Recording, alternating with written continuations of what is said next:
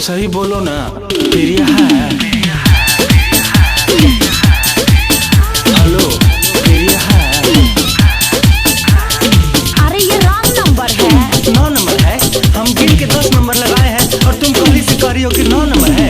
तू आदमी है कि बंदर है? लगता है मुझे तूने दारू पिया है। का है? प्रिया है। अरे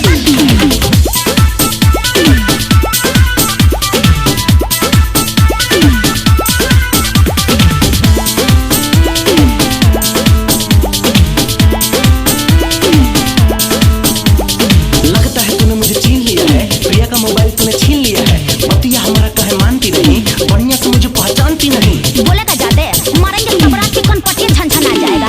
थाना में रिपोर्ट करा दूंगी रे लफंगा, खैबे चार डंडा तो हो जाएगा ठंडा। शादी करने से कोई रोक सकता नहीं, हम दीवाना हूँ किसी से डर लगता नहीं।